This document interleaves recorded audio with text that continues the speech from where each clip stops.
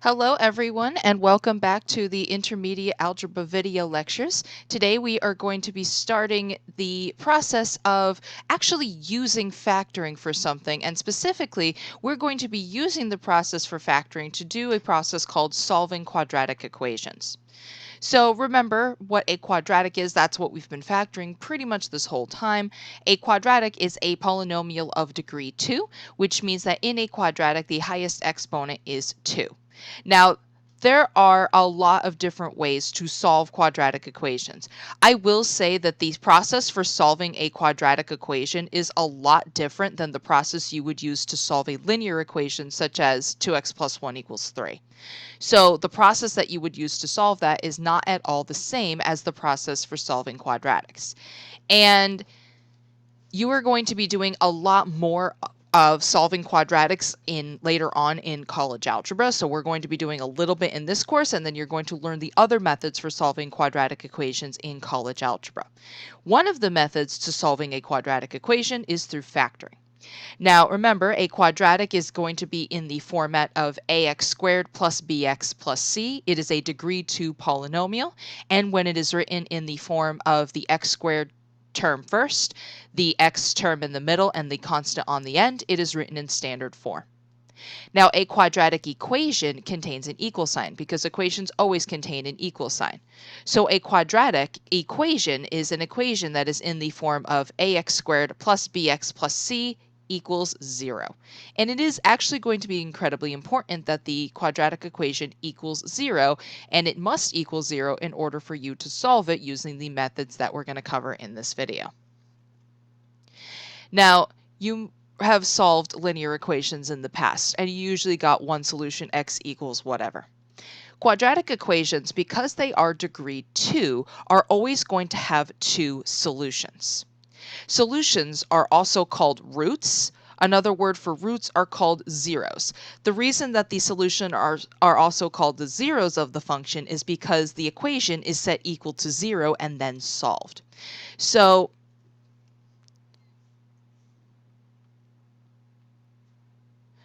I don't know why the subtitles are so delayed. I apologize about that.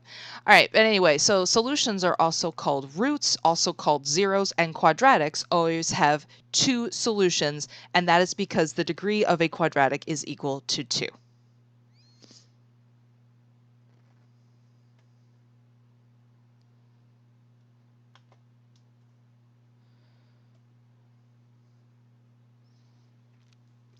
All right, so one method of solving a quadratic equation is called solving by factoring.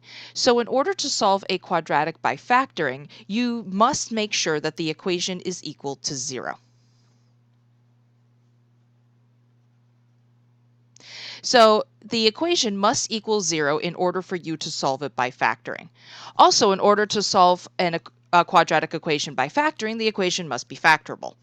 I mean, that's kind of in the name, that kind of goes without saying. You cannot solve a non-factorable quadratic by factoring. So something like x squared plus 2 equals 0, you can't solve that by factoring. So the equation must be factorable in order for you to use this method, and I cannot stress enough that the equation must equal 0. The reason why the equation must equal 0 in order for you to solve it by factoring is because the process for solving a quadratic by factoring will hinge on something called the zero product property. So the zero product property says that if the product of two or more expressions equals 0, then either one or both expressions must equal 0. This is basically a fancy term for the multiplication fact that you learned way back in elementary school, that anything times 0 is 0. So basically, if you have a product that equals 0, that means one or both parts of that product must equal 0. So this property is at the heart of solving quadratics by factoring, because when you factor a quadratic, you write it as a product. So that hidden multiplication that is between the two factors is a product, and if that product equals 0, that means either one or possibly both of those products must equal 0. So you're going to end up with something like this. if the product of x minus 1 times x plus 2 equals 0, that means either one or both of these products must equal 0. So this is why the quadratic equation must equal 0 in order for you to solve it by factoring. So these are the steps to solving a quadratic equation by factoring. The equation must equal 0, and you need to check that first. If the equation does not equal 0, you need to make it equal 0 before you start any factoring. So if it doesn't equal 0, what you're going to do is you're going to move all of the terms onto one side to make one of the sides equal to 0. Now, I will say that, as you've noticed, factoring is easiest if the x squared term is positive. So just to make factoring easier, make sure that your x squared term is positive. If it's already positive, leave it alone and don't move it. And if the equation doesn't equal 0 and the squared term is already positive, move all of the other terms onto the same side as the x squared. Now, if the x squared is negative, you have two options. You could factor out a GCF of -1 first, or if the x squared term is negative, before you start any factoring, just add it to the other side to make it positive. Just remember that one of the sides of the equation must equal 0 before you start any factoring. So once the equation equals 0 and you have made sure that the x squared term is positive, then you are going to factor the quadratic completely. Don't forget to look for things like GCFs. If you see a GCF, factor it out first, and you're going to use the methods of factoring that we've covered in the previous few videos to factor the quadratic completely. Then, when you have it factored, you are going to have a product of two expressions that equals 0. Zero product property says that if the product of two expressions equals 0, that means either one or both expressions must equal 0. So for step number 4 here, you're going to set each factor equal to 0 individually. What this will create are two linear equations, each of which equals 0, and you are going to solve each of these equations for the variable. So we're going to start off by solving this quadratic by factoring. Now let's check a couple of things. Does the quadratic equal 0? It does, which is good. And is the x squared term positive? The x squared term is currently positive, so that's another good sign. So because the equation equals 0 and the x squared term is positive, we can just jump right into the factoring. Now, because the leading coefficient is equal to +1, that means this is going to be the easier factoring. There's going to be an x here and an x here, and we're looking for two numbers that multiply to -2 and add up to +1. So remember, the only way that you can multiply to a negative is if the factors have different signs. And there's only two numbers that multiply to 2, 2 and 1. When the factors have different signs, the larger factor takes the sign of the middle number, and since the middle number is positive, the 2 is going to be positive and the 1 is going to be negative. So one of the factors will be x plus 2, the other factor will be x minus 1. Now remember, even after you factor, if the equation still equaled 0 in the beginning, it does need to keep equaling 0. So don't forget the equal sign and don't forget the 0. Now that you have it factored, remember there is hidden multiplication between these two factors.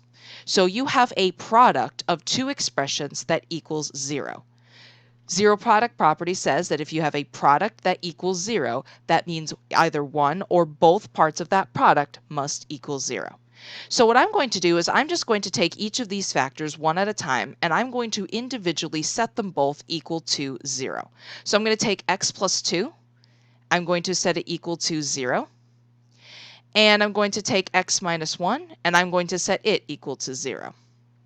Then from here, I am going to solve each of these equations individually for x. So taking a look at x plus 2 equals 0, this is a one-step linear equation. What do we need to do to both sides to get x by itself? We need to subtract 2. So I'm just going to subtract 2 from both sides. And I get x is equal to 0 minus 2 is -2. So there is one of your solutions and one of your answers. Now for the other one, for x minus 1 equals 0, to solve this equation for x, all we have to do is add 1 to both sides. And then I get x is equal to 0 plus 1 is 1. So there is your other solution. Remember, quadratics, because they are degree 2, are always going to have two solutions. One of your solutions here is x equals -2, and the other one is x equals +1.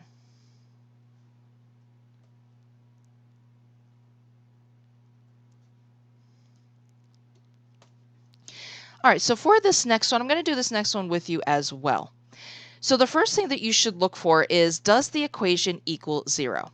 It doesn't. So because the equation does not equal 0, we are not going to be doing any factoring. You must make one side of the equation equal 0 before you do any factoring. Also, let's look at the x squared term. Is the x squared term currently positive? Yes, the x squared term is currently positive. So because the x squared term is positive, we are not going to move the x squared term.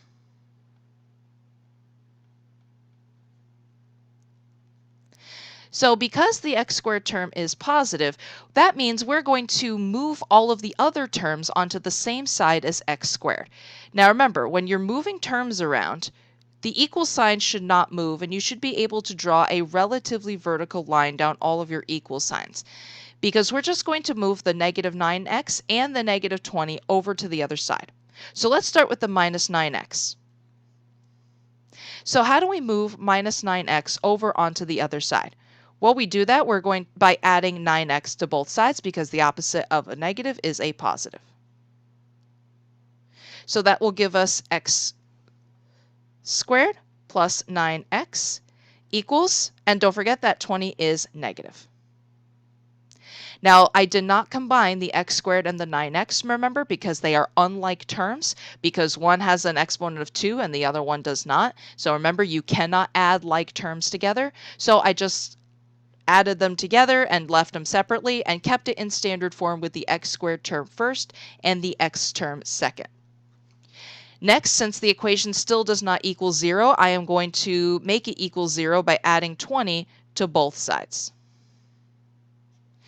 So again, x squared, 9x, and 20, all unlike terms. So because they are all unlike terms, we cannot combine them. So we're just going to make sure that we list it in the order of the x squared term first, then the plus 9x, then the constant equals -20 plus 20 is 0. All right, so from here, we have a quadratic that is still in standard form with the x squared term being positive, and the equation now equals 0. So since the equation equals 0 and the x squared term is positive, now we are going to start factoring. Don't forget that I need to keep the equals 0 because we're going to be eventually solving this. So because the leading coefficient is equal to +1, that means there is an x here and an x here. And we're looking for two numbers that multiply to +20 and add up to +9. Those are 5 and 4. +5 and +4. So from here, we have a product of two expressions that equals 0. Zero product property says that if you have a product that equals 0, that means either one or both parts of that product must equal 0. So what I'm going to do is I'm going to set each factor individually equal to 0 and solve for x. And I'm going to have to continue that over here. So I'm going to start with the x plus 5. I'm going to set it equal to 0. And I'm going to solve for x. So I'm going to solve for x by subtracting 5 from both sides, and I get x is equal to -5. Then to get the other solution, I'm going to set the other factor, x plus 4, equal to 0, and I'm going to solve for x by subtracting 4 from both sides, and I get x is equal to -4. So those are your two solutions. One of them is x equals -5, and the other one is x equals -4.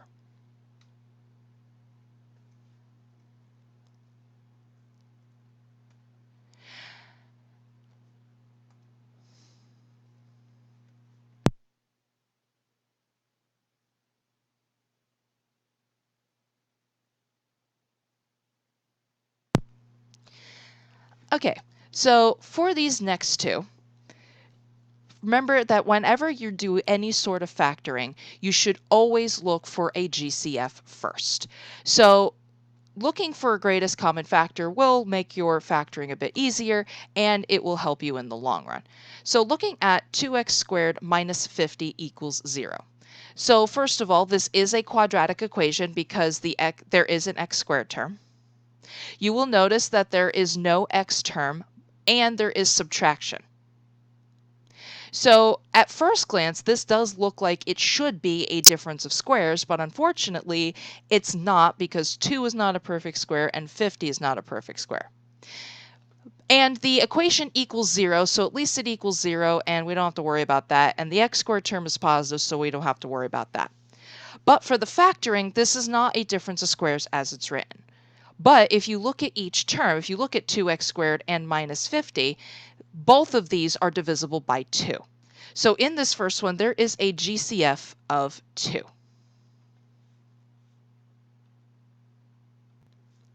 So what I'm going to do is I am going to factor out that 2 first before doing anything else.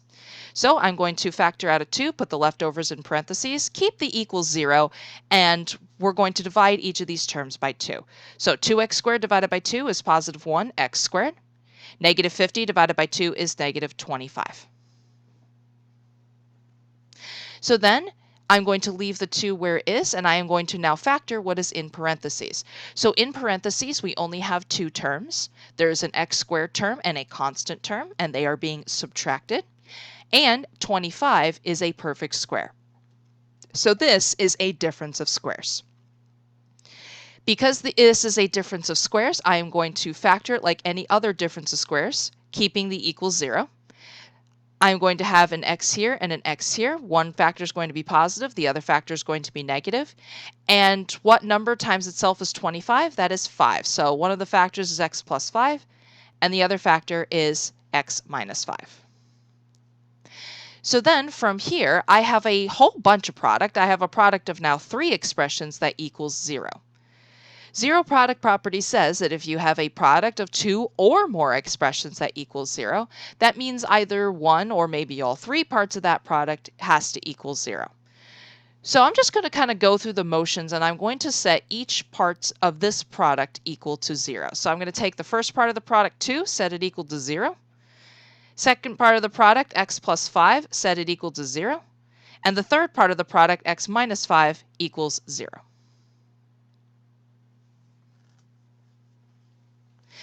So then looking at 2 equals 0. Does 2 equal 0? It doesn't.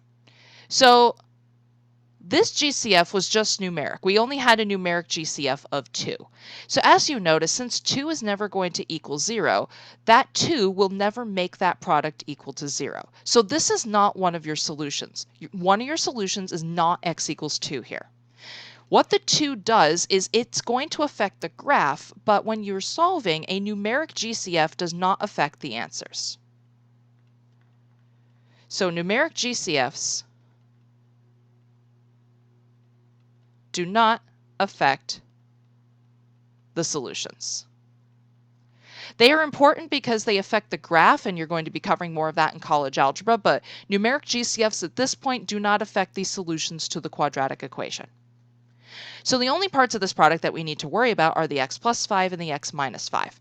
So I'm going to solve this equation for x by subtracting 5 from both sides. Gives us x equals negative 5. Then I am going to solve this other equation for x by adding 5 to both sides, and I get x equals positive 5.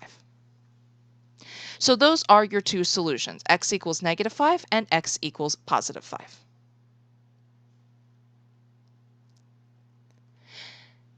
So then looking at the next one, we have 36x squared minus 49 equals 0. So I have a quadratic equation here. It does equal 0, so at least we don't have to worry about the equaling 0 part. And the x squared term is currently positive, so that's also a good sign. Now if you take a look at this, there is no GCF. There are 36 and 49 do not have any common factors. But you will also notice that there are only 2 terms, an x squared term and a constant, so the x term is missing. The 2 terms are being subtracted, and 36x squared is a perfect square, and 49 is a perfect square.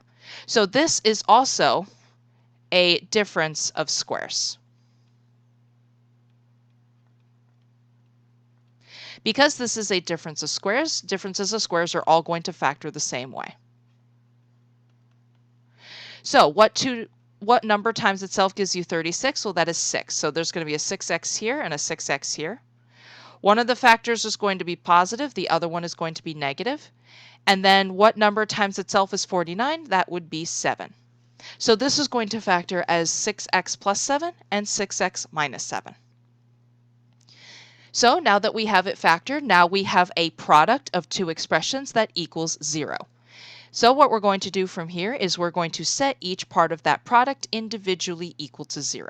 So I'm going to take the first part of the product, the first factor, 6x plus 7, and I'm going to set it equal to 0. Then we're going to take the second part of the product, or the second factor, 6x minus 7, and set it equal to 0. And then what I'm going to do is I'm going to solve each of these equations individually for x. So starting with 6x plus 7 equals 0. This is going to be a two-step equation. So you might remember learning how to solve this in previous courses. The first thing we're going to do is we're going to subtract 7 from both sides. Gives us 6x equals negative 7. Then we're going to divide both sides by 6, and we get x equals negative 7 over 6. Please leave it as a fraction. Please leave it as an improper fraction. I don't need a decimal. I don't need a mixed number. In fact, I really don't want a mixed number.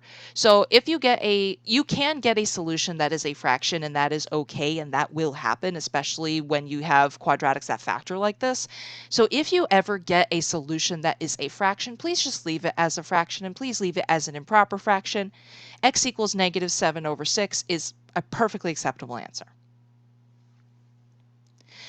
And then we're going to do the same thing to solve 6x minus 7 equals 0. So I'm going to start by adding 7 to both sides. So I have 6x equals positive 7. Then we're going to divide both sides by 6. And we get x equals positive 7 over 6. So those are your two solutions. X equals negative 7 over 6 and x equals positive 7 over 6.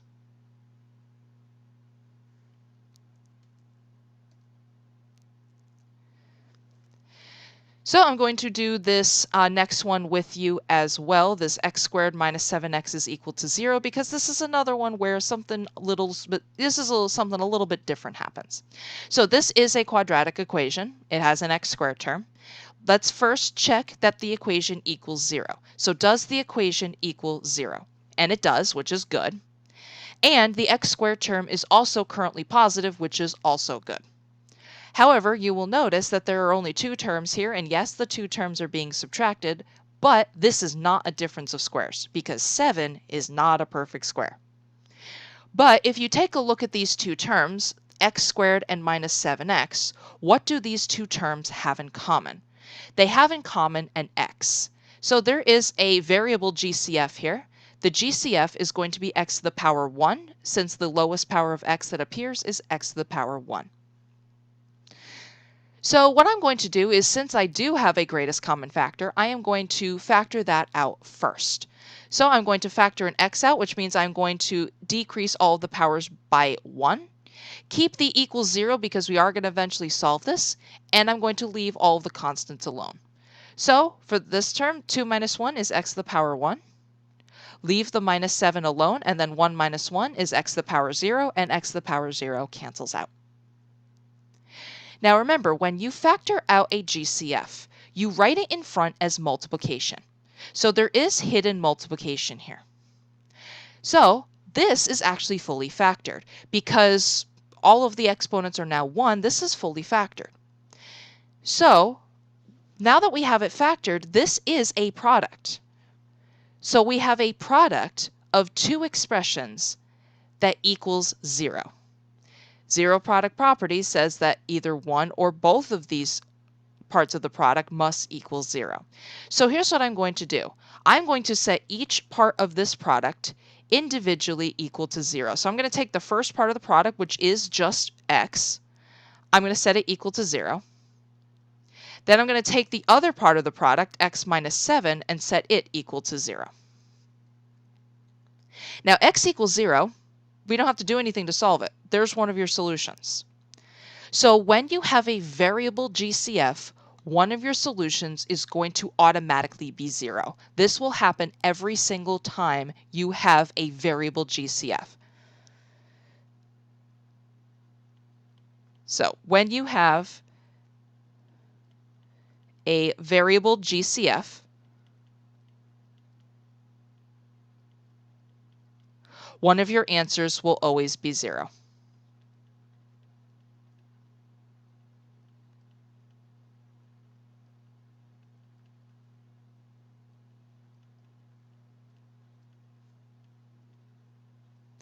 Now, for the other solution, we're going to solve x minus 7 equals 0 by adding 7 to both sides, and we get x is equal to 7.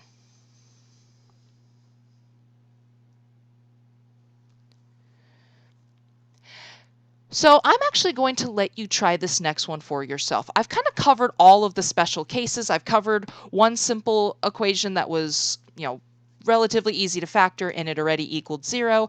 I covered a example where the equation did not equal 0, covered one with a variable GCF, covered one with a numeric GCF, a couple differences of squares. So I want you guys to try this next one. I want you guys to solve x squared plus 6x minus 16 equals 0 by factoring. So go ahead and pause the video and resume the video when you are done working and ready to check your answer.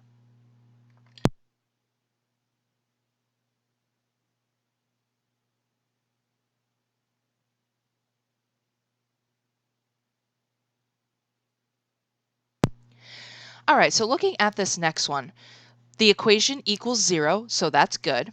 The x squared term is positive, so that's also good. And because the leading coefficient is equal to 1, this is a really easy factoring. So there's going to be an x here and an x here. Don't forget, this equals 0 is still going to be there. And we are looking for two numbers that multiply to negative 16 and add up to positive 6. So remember, the only way to multiply to a negative is if the factors have different signs. So one is going to be positive and the other one is going to be negative. The larger factor takes the sign of the middle number. So positive 8 times negative 2 is negative 16. Positive 8 plus negative 2 is positive 6. So one of your factors is going to be an x plus 8. The other one is going to be an x minus 2. So now that we have it factored, we now have a product of two expressions that equals 0. So I'm going to set each factor individually equal to 0. So I'm going to take the first factor, x plus 8, set it equal to 0. And I'm going to take the other factor, x minus 2, and set it equal to 0. So then I'm going to solve for x here by subtracting 8 from both sides, gives me x equals negative 8 for one of your solutions. Then for your other solution, I'm going to add 2 to both sides to get x equals positive 2.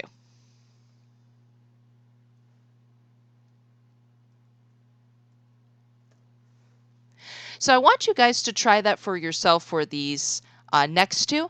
Don't forget, you should always look for GCFs first. If your GCF is numeric, it's not going to affect the answers. But if your GCF is a variable, it will affect the answers, and one of your answers will be 0. So I want you guys to also attempt to these two and solve these two quadratic equations by factoring. So go ahead and pause the video and resume when you are done working.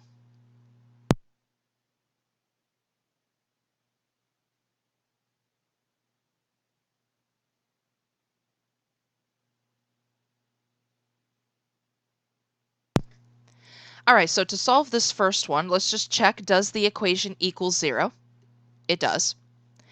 And is the x squared term positive? It is. So we're going to jump into the factoring. Now, because the leading coefficient is equal to 1, that means there is an x here and an x here. Don't forget the equals 0. And then we're looking for two numbers that multiply to positive 18 and add up to positive 11, and those are positive 9 and plus 2. So then, now that we have it factored, we're going to set each factor equal to 0 and finish solving for x. So I'm going to take the first factor, x plus 9, set it equal to 0. And I'm going to take the other factor, x plus 2, and set it equal to 0. So then I'm going to solve this first equation for x by subtracting 9 from both sides, and I get x equals negative 9. Then I'm going to solve this other equation for 0 by subtracting 2 from both sides, and I get x equals -2. So then for the next one, the equation does equal 0, which is good, and the x squared term is currently positive, which is also good. However, you will notice that the leading coefficient is not equal to 1. Also, you'll notice that there's only two terms, and even though the two terms are being subtracted, this is not a difference of squares, because 6 is not a perfect square and 5 is not a perfect square. But you'll also notice that these two terms have something in common. They both have the same variable. So there is a variable GCF here, and since the lowest power of x that appears is 1, there is a GCF of x to the power 1. So I'm going to factor out my GCF first before I do any other factoring. So I'm going to factor an x out, leave all of the constants alone, leave the equals 0 alone, and I'm just going to subtract all of the exponents by 1. So leave the 5 alone, and then 2 minus 1 is x to the power 1. Then you're going to leave the minus 6 alone, and then x to the power 0 is going to cancel out. And since all of the exponents are now equal to 1, this is actually fully factored. And remember, when you factor out a GCF, you write it out front with multiplication. So we do technically have a product that equals 0. So I'm going to set each part of the product equal to 0. So I'm going to set this first part of the product x equal to 0, and there's one of your solutions. Remember, when your GCF is a variable, one of your solutions will automatically be 0 every single time. Then I'm going to set the other factor, 5x minus 6, equal to 0, and solve this for x. So this is a two-step equation, so I'm going to add 6 to both sides first. So I have 5x is equal to 6. Then I'm going to finish solving for x by dividing both sides by 5, and I get x equals 6 over 5, and please leave it as a fraction. That is good enough for a final answer.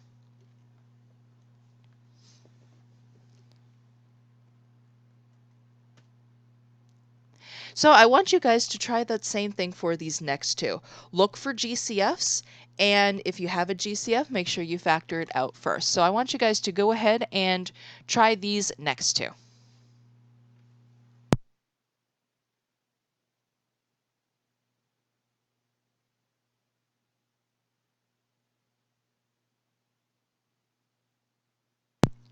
All right, so for this first one, yes, there are only two terms, and yes, the two terms are being subtracted, but this is not a difference of squares because 3 is not a perfect square. However, both terms do have an x in it, so there is a GCF here of x. So because there is a GCF of x, what I'm going to do is I'm going to factor that out first, leave all of the constants alone, leave the equals 0 alone, and I'm just going to subtract all of the powers by 1. So 2 minus 1 is x to the power 1. Leave the minus 3 alone, and then 1 minus 1 is x to the power 0, which cancels out. So then from here, this is now fully factored because all of the exponents are 1. So then I have a product of two expressions that equals 0. So I'm going to set each part of the product equal to 0. And since my GCF was a variable, one of my solutions is 0. Then for the other solution, we're going to take x minus 3 equals 0, and we're going to solve it for x by adding 3 to both sides. And we get x equals 3.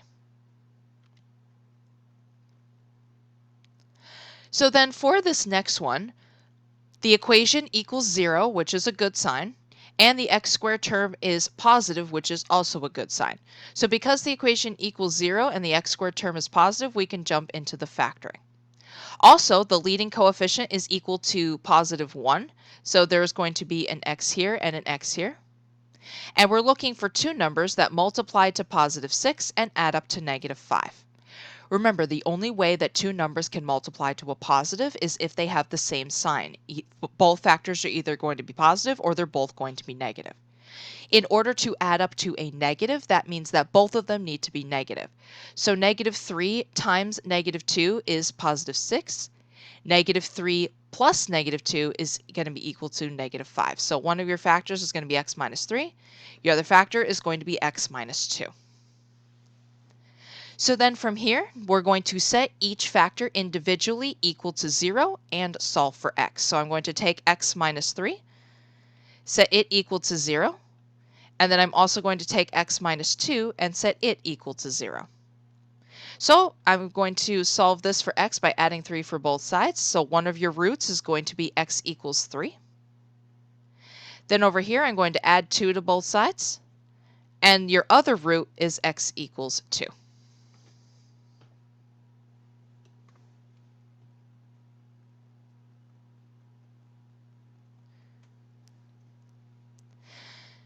So then for these next two, remember, if at any point during a video you want to attempt an example before I just jump into it, just feel free to pause the video and then resume it when you're done working.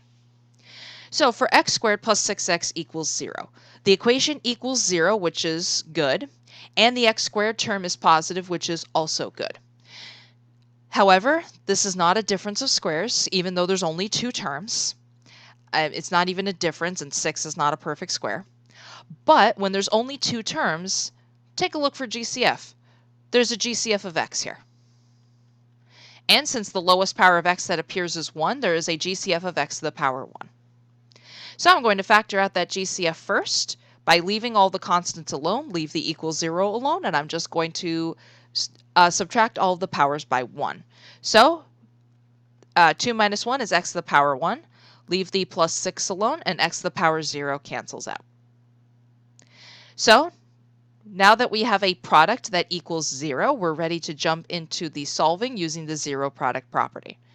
So since your GCF was a variable, one of your roots is going to automatically be 0. And then for your other solution, we're going to take x plus 6, set it equal to 0, and solve for x by subtracting 6 from both sides, and we get x equals negative 6. So then for this next one, the equation equals 0, fantastic. The x squared term is currently positive, which is also fantastic. There are only two terms. The two terms are being subtracted.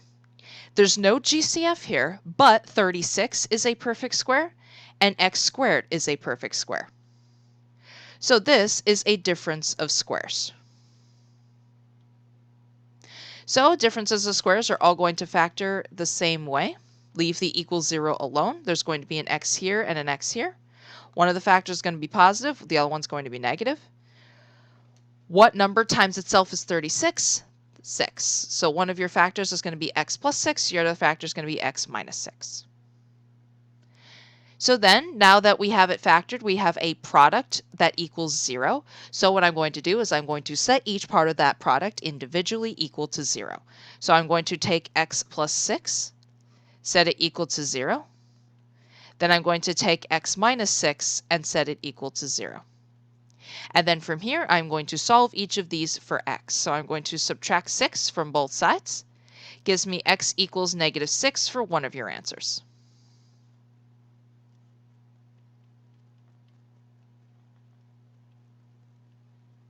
Then for your other root, I'm going to add 6 to both sides.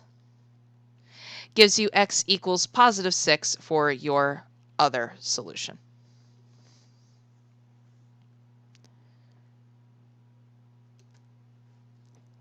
So then for this next one, the first thing that you should always look for whenever you're solving a quadratic is, does the equation equal 0?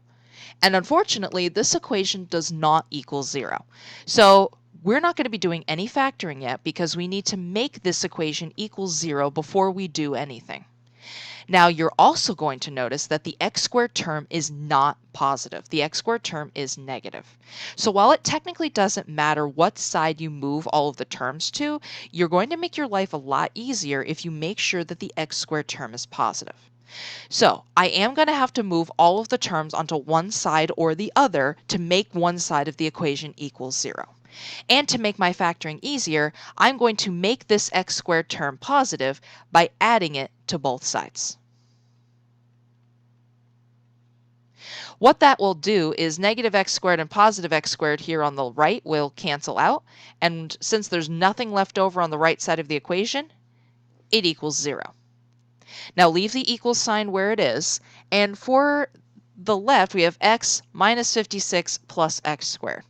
None of these terms are like terms, so you cannot combine any of these terms. However, you can list them in standard form. So the x squared term really needs to go first. So I'm going to put that positive 1x squared first. Then this x is currently positive, then positive x. And then I'm going to put the minus 56 last.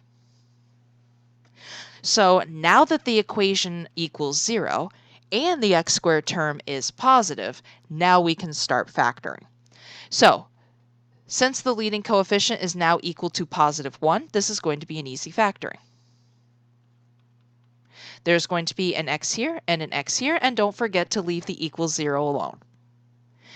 And then we're looking for two numbers that multiply to negative 56 and add up to positive 1. So in order to multiply to a negative, the factors need to have different signs. One of them will be positive and one of them will be negative. The larger factor will take the sign of the middle number. So one of your factors will be plus 8 and your other factor will be minus 7. So now that we have it factored, we have a product of two expressions that equals 0. That was the whole point of moving all the terms over so that one side could be 0. Now I'm going to set each factor equal to 0 individually and solve for x. So I'm going to take x plus 8, I'm going to set it equal to 0. And I'm going to take x minus 7 and set it equal to 0. And then I am going to solve each of these equations for x. So I'm going to subtract 8 from both sides here. Gives me x equals negative 8. And then for your other root, I'm going to add 7 to both sides. And I get x equals positive 7 for your other root.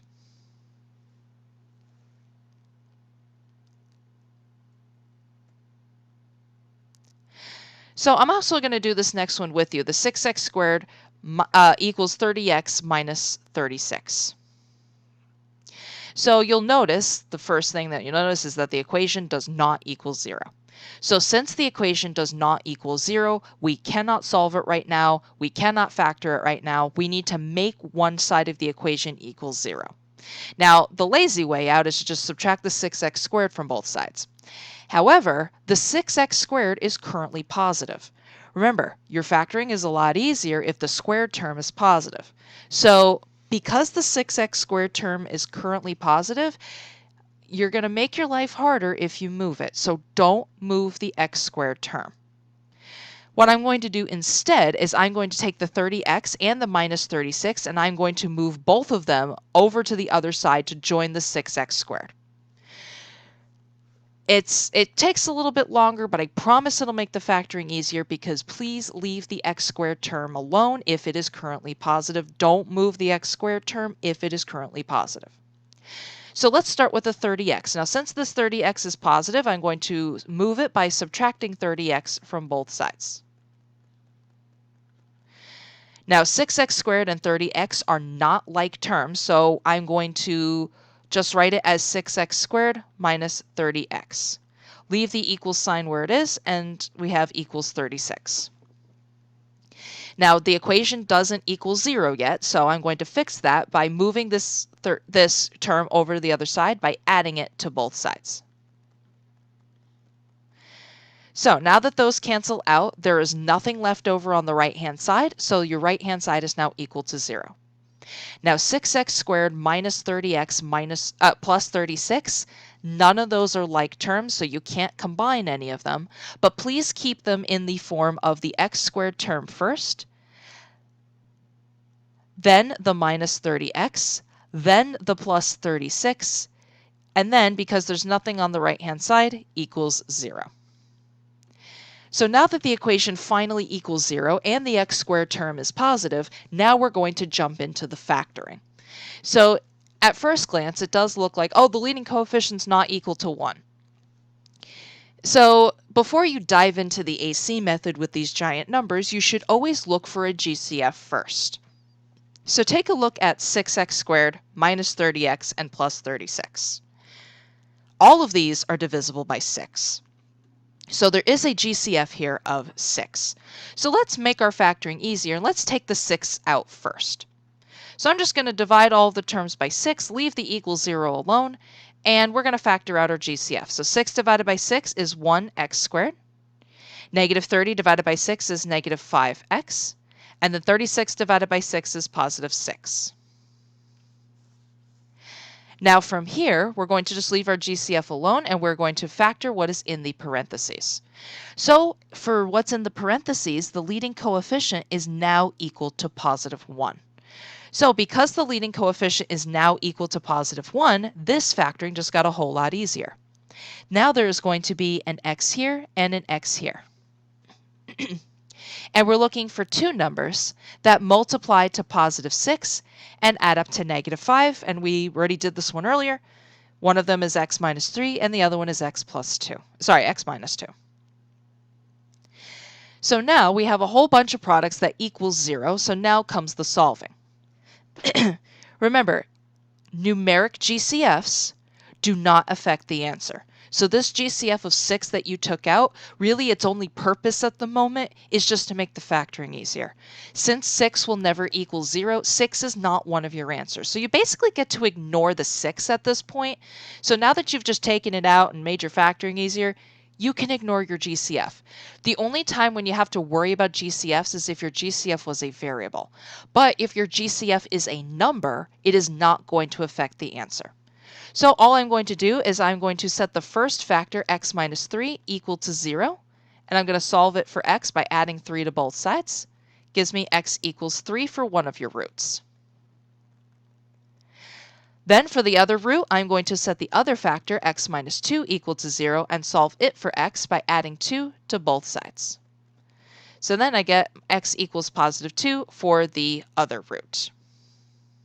And those are both going to be your final answer, x equals 3 and x equals 2. So I want you guys to attempt the next one by yourselves. I want you guys to solve x squared minus 5x minus 36 equals 0. So go ahead and pause the video and resume it when you are done working and ready to check your answer.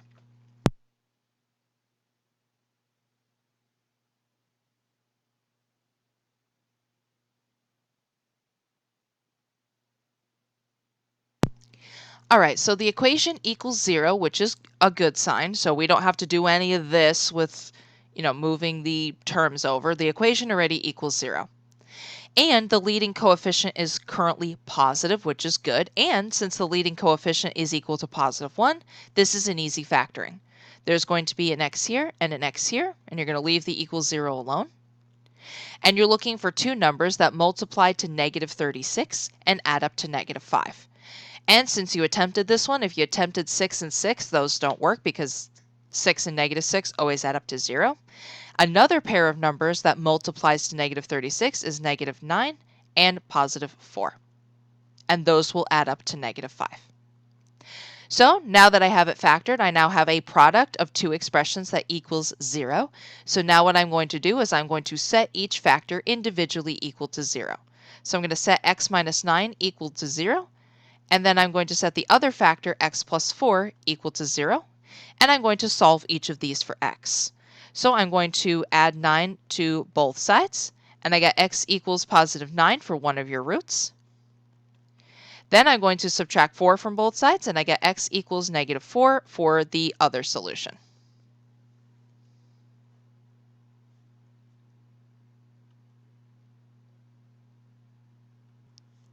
All right, so for this next one, for x squared minus x minus 42, what we're going to check first is, does the equation equal 0? And it does. And is the x squared term positive? And it is. So because the x squared term is positive and the equation equals 0, we're going to jump into the factoring. So because the leading coefficient is equal to positive 1, this is an easy factoring. There's going to be an x here and an x here. Leave the equals 0 alone. And we're looking for two numbers that multiply to negative 42 and add up to negative 1, which are negative 7 and positive 6. So now that we have a product of two expressions that equals 0, we are ready to solve. So I'm going to set the first factor, x minus 7, equal to 0. And I'm going to set the other factor, x plus 6, equal to 0. So then I am going to solve for x on each of these. First, for this first one by adding 7 to both sides, and I get x equals 7. Then for the other one, I'm going to solve it for x by subtracting 6 from both sides, and I get x equals negative 6.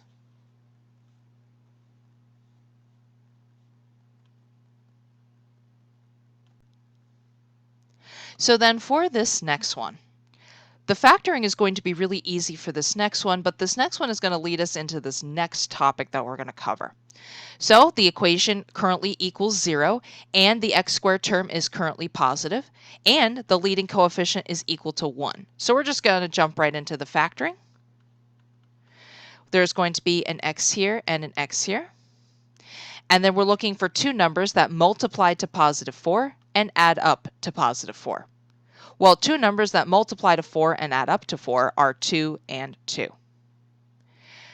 So this is why this next one was going to be a little bit different. I'm just going to kind of go through the motions and do the exact same process that I've done for the last several examples. I have a product that equals 0. So zero product property says that either one or both parts of this product must equal 0. So I'm just kind of going to go through the same motions. I'm going to set the first factor, x plus 2, equal to 0, and I'm going to solve it for x. Gives me x equals negative 2. Then I'm going to take the other factor, x plus 2, and set it equal to 0, and I'm going to solve for x by subtracting 2 from both sides, and I get x equals negative 2 again. Remember, quadratic equations should always have two solutions, and up to this point, the two solutions were always different. Now, for this problem, do I technically have two things circled? I do. I technically have what looks like two answers circled. So we do still have two solutions. What's different about this is the solutions are the exact same. So I do have two solutions here. They just happen to be the same number. And the reason that they were the same number is because this is a perfect square trinomial, which meant that the two factors were exactly the same. So this can happen, and it happens when you have a perfect square trinomial. That means you're going to still have two solutions, but they are just the same exact number. And that is what is called multiplicity. So the quadratic still has two solutions, they're just the same number. Now there are a lot of different names for this. This is called a repeated solution, or a root of multiplicity 2, or at least in the case of quadratics, which are only going to have two solutions, a double root. So there are a bunch of different ways that you could have notated that last example. One of them was just to write x equals negative 2 twice and circle them. Another way you could have written that would be x equals negative 2, multiplicity, mult for short, 2. So x equals negative 2 mult 2 means that, yes, x equals negative 2. There's technically two solutions here. They just both happen to be x equals negative 2. So what this indicates is that x equals negative 2 occurs twice. Since it occurs twice, we say that it has multiplicity 2.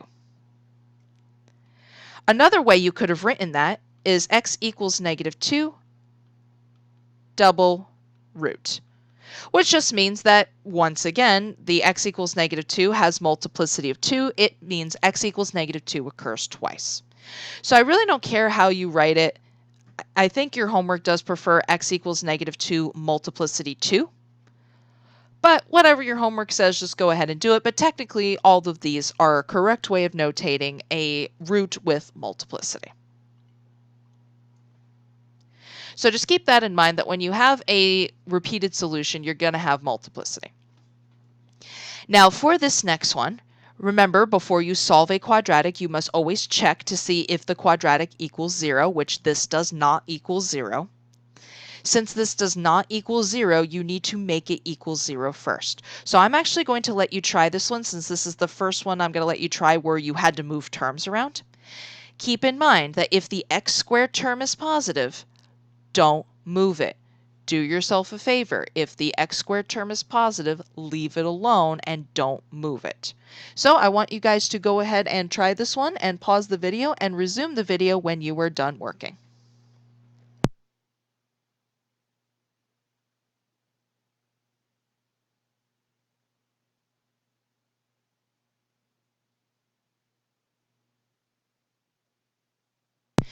All right, so since the x squared term is currently positive, what I'm going to do is I'm going to move that minus 5x over to the other side instead. So I'm going to move it over to the other side by adding 5x to both sides. What that will do is those two terms on the right will cancel out, and now the right side of your equation is equal to 0.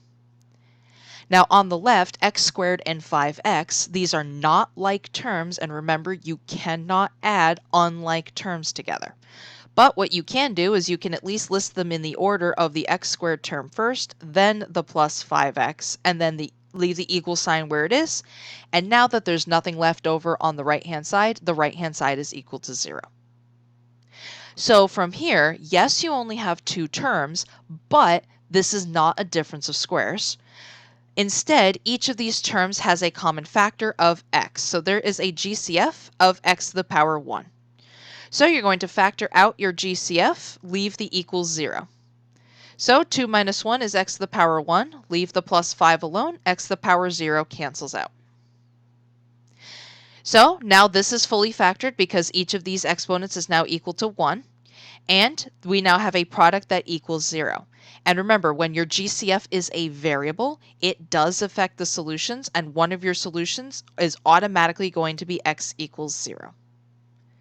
To get your other solution, you're going to set the other factor, x minus 5, equal to 0, and solve it for x by subtracting 5 from both sides, and we get x equals negative 5. So your two roots here are x equals 0 and x equals negative 5.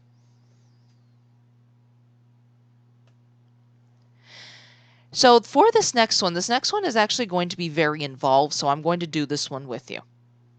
The first thing that you'll see is that the equation does not equal 0.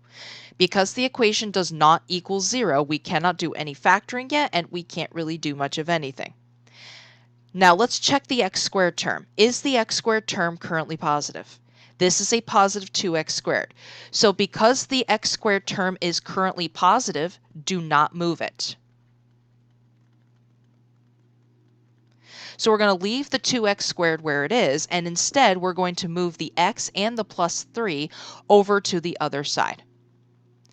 So because this x is currently positive, I'm going to move it onto the other side by subtracting x from both sides.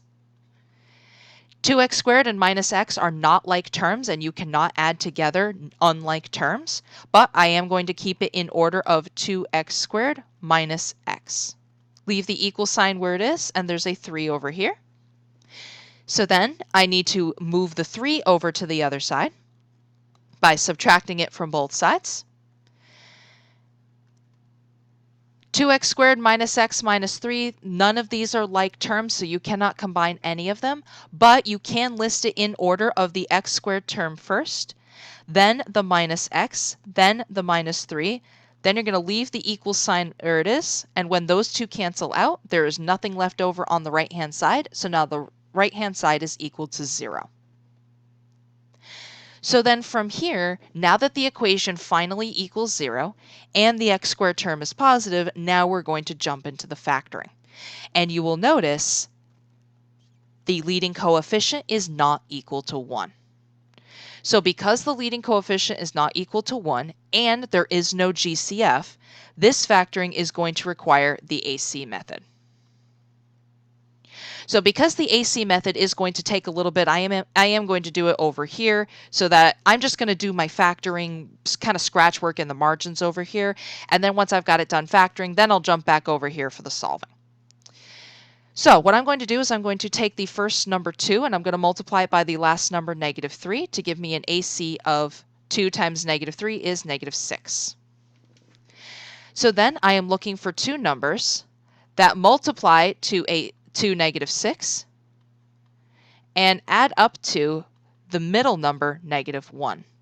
So two numbers that multiply to negative 6 and add up to negative 1 are going to be negative 3 and positive 2.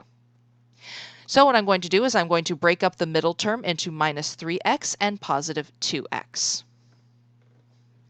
Now remember, this method requires factoring by grouping. So you're going to leave the 2x squared alone. I'm going to leave the minus 3 alone. And you need to make sure that you put like terms next to each other. The first two terms, sorry, not like terms, common factors, excuse me.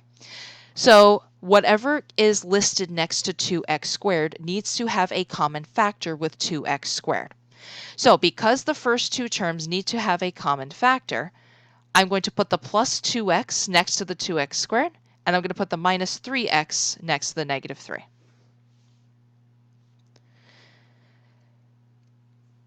So then from here, now that I have 4 terms, I'm going to factor it by grouping. So I'm going to put these first two terms into a group, and I'm going to put these last two terms into a group. So then the greatest common factor between 2x squared and plus 2x is going to be 2x. So 2 divided by 2 is 1. 2 minus 1 is x to the power 1. And then positive 2 divided by 2 is positive 1. X to the power 0 cancels out. Then for the next group, because the third term is negative, you do need to factor a negative out of the second group. And another common factor is a 3. So I'm going to factor a negative 3 out of the second group.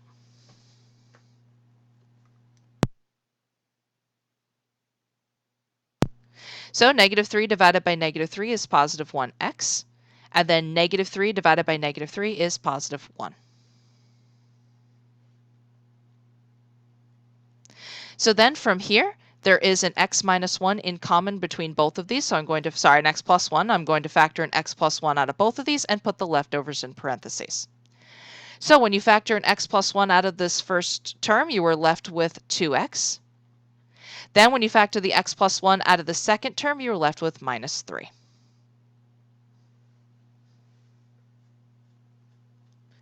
So then this is now fully factored. So what I'm going to do is I'm going to come back over here, and now I have fully factored this into x plus 1 times 2x minus 3, and then we're going to leave the equals 0 where it is. So now that we finally have it factored, now we have a product of two expressions that equals 0. So what I'm going to do is I'm going to set each factor individually equal to 0. So I'm going to take this first factor, x plus 1, I'm going to set it equal to 0, and I'm going to solve for x. So one of your roots is going to be x equals negative 1. Then I'm going to take the other factor, 2x minus 3. I'm going to set it equal to 0, and I'm going to solve it for x. So it's a two-step equation, so the first thing that I'm going to do is I'm going to add 3 to both sides. Gives me 2x equals 3. Then I'm going to finish solving for x by dividing both sides by 2, and I get x equals 3/2, and remember, you can leave it as a fraction. So one of your roots is x equals negative 1, and your other root is x equals 3/2. So remember, if the leading coefficient is not equal to 1, and there is no GCF and it's not a difference of squares, you do need to use the AC method to factor it, and that will be a little bit more involved. But remember, once you have it factored, you're going to set each factor equal to 0 and then solve for x. You should get 2 solutions every single time. So I want you guys to try that for yourself for this next one. We have 2x squared plus x equals 6.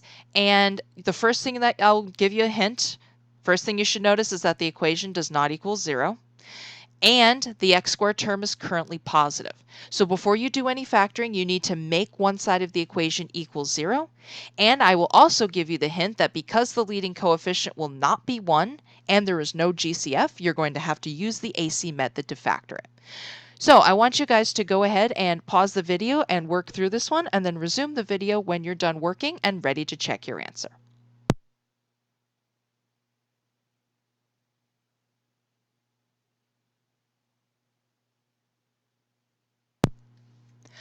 All right, so because the 2x squared term is currently positive, do not move a positive x squared term. If the x squared term is positive, don't move it. Instead, what I'm going to do is I'm going to move the 6 over to the other side by subtracting 6 from both sides.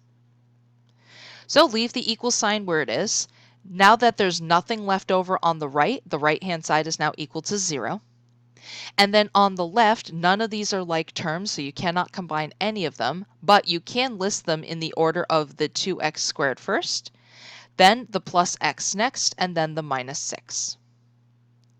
So now that the equation equals 0 and the x squared term is currently positive, that means that we are ready to begin factoring. Now there is no GCF here, and the leading coefficient is not equal to 1, so this is going to require the AC method to factor it.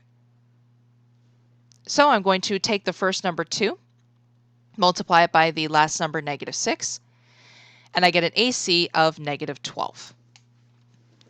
So then I am looking for two numbers that multiply to -12 and add up to the middle number, +1. So two numbers that multiply to -12 and add up to +1 are +4 and -3. So you're going to leave the 2x squared alone. You're going to leave the -6 alone. And you're going to break up the middle term into +4x and then -3x. Keeping in mind that because you have to factor by grouping, you need to make sure that the first two terms have a common factor. So I'm going to put the +4x first, since the first two terms need to have a common factor. Then I'm going to put the -3x next. So now that we have four terms, I can factor this by grouping. So I'm going to put the first two terms into a group and the second two terms into a group. And I'm going to factor out a GCF out of each group. So the GCF between 2x squared and +4x is going to be 2x. 2 divided by 2 is 1. 2 minus 1 is x to the power 1. 4 divided by 2 is +2, and x to the power 0 cancels out. And then for the next group, because the third term is negative, you do need to factor out a negative. Another common factor between -3x and -6 is 3. So I'm going to factor a -3 out of the second group. So -3 divided by -3 is +1x. And then -6 divided by -3 is +2. Now each of these terms has an x plus 2 in common, so I'm going to factor out an x plus 2. And I'm going to put the leftovers in parentheses. So when you factor an x plus 2 out of this first term, you're left with 2x. Then when you factor an x plus 2 out of this next term, you have a -3 left. So now, fully factored, 2x squared plus x minus 6 is going to factor as x plus 2 times 2x minus 3. And remember, the equation did equal 0, so now I'm going to put the equals 0 back, and now I am going to finish solving for x. So now that I have a product that equals 0, now I'm going to set each factor individually equal to 0 and solve for x. So I'm going to take the first factor, x plus 2, and set it equal to 0. Then I'm going to take the second factor, 2x minus 3, and set it equal to 0. So solving the first equation for x, I'm going to subtract 2 from both sides, gives me x equals -2. So then for the next one, this is a two-step equation. So the first thing I'm going to do is I'm going to add 3 to both sides. Gives me 2x equals 3. Then I'm going to finish solving for x by dividing both sides by 2. And I get x equals 3 over 2 for my other solution. So one of your roots is going to be x equals, let me try writing that again. There you go. That's a little better. Sorry for the amount of glitching that's going on. So one of your roots is going to be x equals -2, and your other root is going to be +3/2.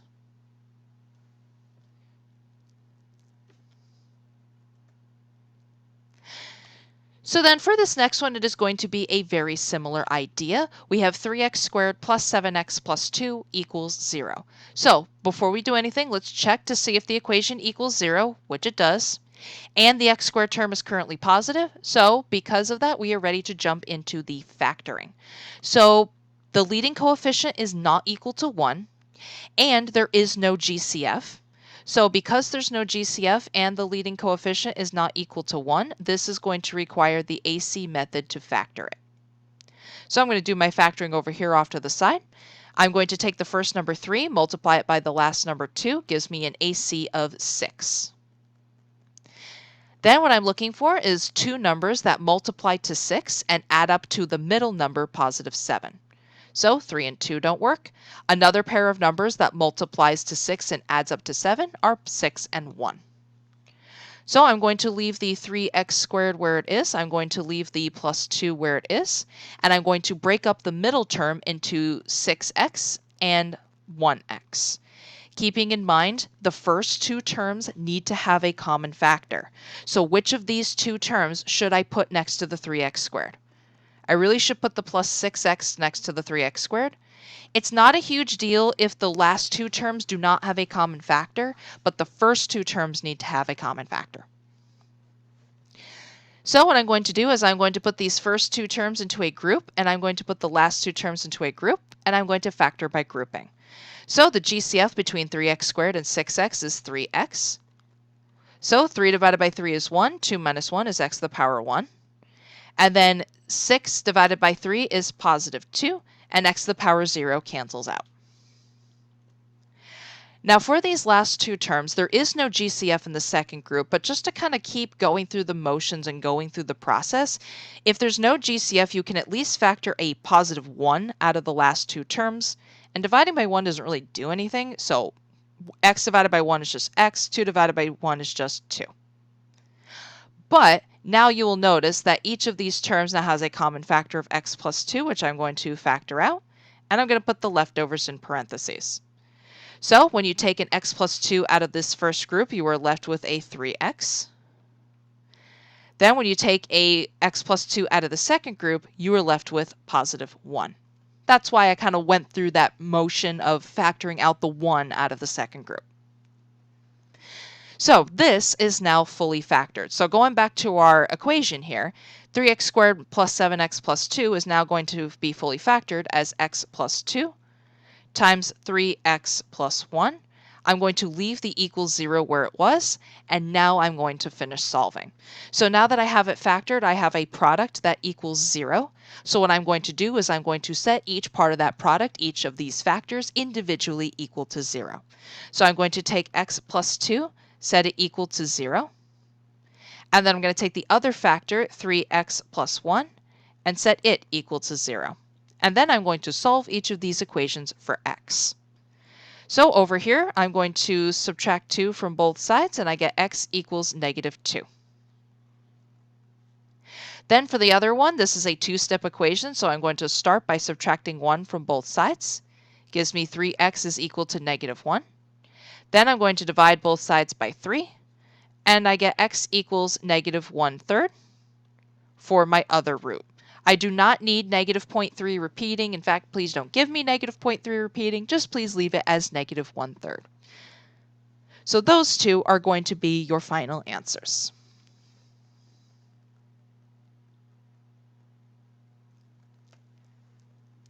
Now remember, in order for you to do any of this where you set the two factors equal to 0, the equation needs to equal 0.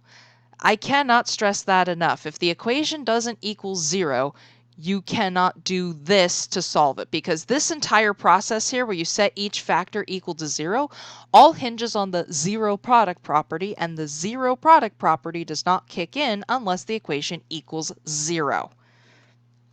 So there are going to be a few equations where it looks like it's already factored.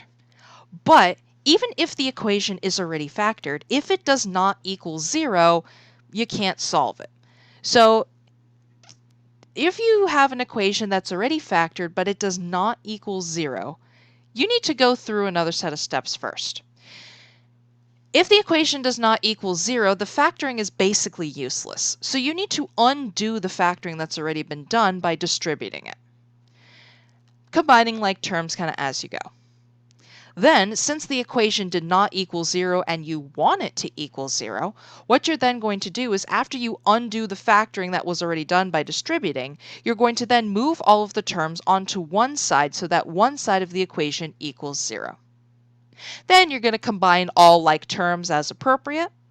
Then you will have a quadratic equation that's unfactored, but that now equals 0. As soon as the equation equals 0, for the fourth step, you're going to then refactor it.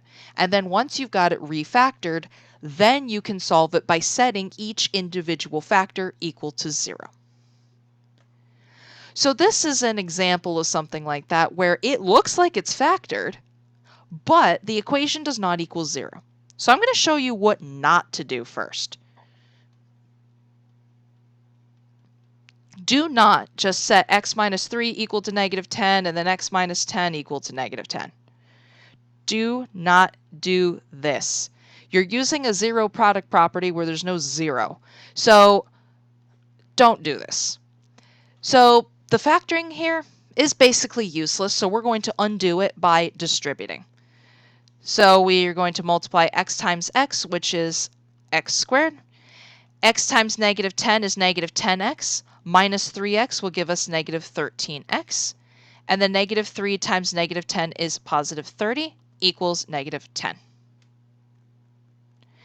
So now that I've undone that factoring, now I'm going to make the equation equal 0 by getting rid of this negative 10. The x squared term is currently positive, so I don't want to move it, but I'm going to get rid of this negative 10 by adding 10 to both sides. What that will do is that will make the right side of the equation now equal 0. And then on the left, I've got x squared minus 13x. And then 30 plus 10, those are like terms. 30 plus 10 is positive 40. So now that the equation finally equals 0, now I'm ready to refactor and solve it. So now that the leading coefficient is equal to positive 1, this is going to be an easy factoring. There's going to be an x here and an x here. Leave the equals 0 alone. And then we're looking for two numbers that multiply to positive 40 and add up to negative 13. So remember, the only two ways that you can multiply to a positive is either both of the factors are positive or both of the factors are negative. And since they need to add up to a negative 13, both of these factors are going to be negative. 10 and 4 don't work, but another pair of numbers that multiplies to 40 are 8 and 5. So negative 8 times negative 5 is positive 40. Negative 8 plus negative 5 is negative 13. So one of your factors will be x minus 8, and your other factor will be x minus 5. So then from here, now I have a product. I have a fully factored product that now equals 0. So because this equation now equals 0, now we can set each individual factor equal to 0. So I have x minus 8 equal to 0, and x minus 5 equals 0. And then when you solve each of these for x, we get x equals positive 8. And then for your other solution, we get x equals positive 5. So positive 8 and positive 5 are going to be your final answers.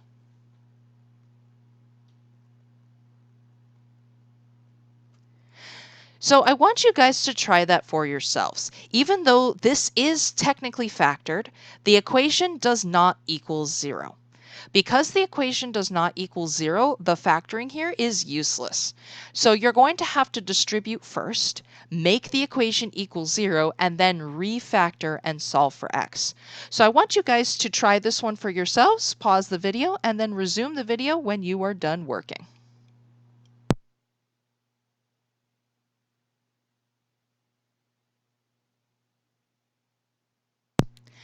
All right, so to get rid of this factoring, I'm going to take this x and I'm going to distribute it to everything in the parentheses. So x times x will give us x squared. X times negative 8 will be minus 8x equals negative 15. So the x squared term is currently positive, so I do not want to move it. Instead, what I'm going to do is I'm going to move this negative 15 over to the other side by adding it to both sides. Leave the equal sign where it is. The equation now equals 0. And then on the left, x squared minus 8x plus 15.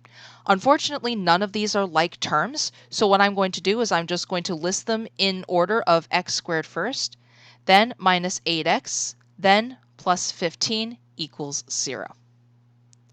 So then from here, now that the equation finally equals 0, now I'm going to refactor it and solve for x. So because this is a positive 1x squared, there's going to be an x here and an x here. Leave the equals 0 alone. And then I'm looking for two numbers that multiply to positive 15 and add up to negative 8, which are minus 5 and minus 3.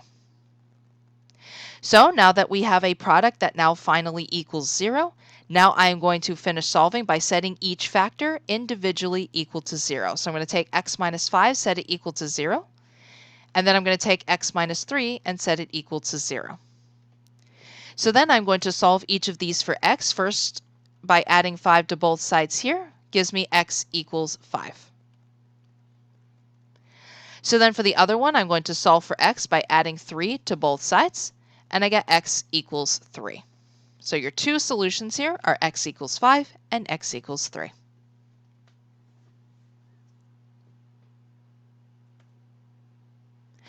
So I want you guys to also try that for this next one. Even though it looks factored, since the equation does not equal 0, you're going to have to undo the factoring that's already been done, make the equation equal 0, and then refactor to solve it.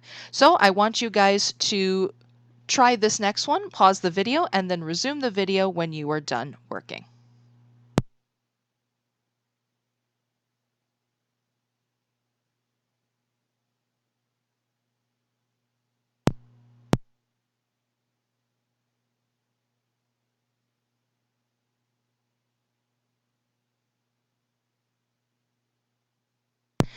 All right, so to undo the factoring that's already been done, I'm going to distribute. So we have x times x, which is x squared, x times 3, which is plus 3x, minus 7x gives us negative 4x when you combine like terms. And then negative 7 times 3 is negative 21. Leave the equal sign where it is, negative 24. So then, to make the equation equal 0, because the x squared term is currently positive, I don't want to move it. Instead, what I'm going to do is I'm going to add 24 to both sides. So those two cancel out, leaving the nothing on the right-hand side. So the right-hand side is now equal to 0. And then on the left, I have x squared minus 4x. And then negative 21 plus 24, those are like terms, so you can combine them. Negative 21 plus 24 is positive 3. So now that the equation equals 0, now we're going to refactor and solve for x. So since the leading coefficient is equal to positive 1, there is an x here and an x here. Leave the equals 0 where it was. And we're looking for two numbers that multiply to positive 3 and add up to negative 4, which are minus 3 and minus 1.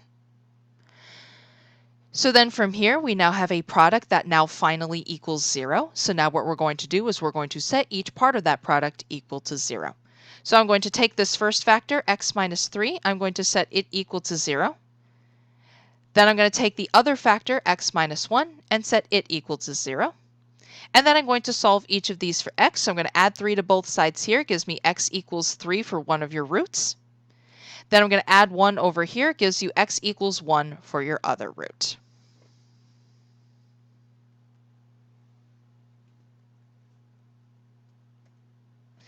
So that is going to be it for solving quadratics by factoring. So remember, if the equation does not equal 0, you cannot solve it by factoring. You need to make one side of the equation equal to 0 first. So that is also going to be it for this chapter and it for the factoring right now. I will say that we are going to be using factoring very heavily for the rest of the course. So even though this is the last of the material for your second exam, you are going to be factoring pretty much for the rest of the course. So this will also wrap up the material that will be on the second exam. The second exam is going to cover all of the factoring we've done and solving quadratics by factoring. There's going to be quite a few solving quadratics by factoring because that was the main application of factoring so far. So if you have any questions, please feel free to email me or message me in Canvas, and and then for the next video, we're going to be starting the next chapter, which is something called rational equations. So thank you all very much for watching, and I will see you guys in the next video. Bye-bye.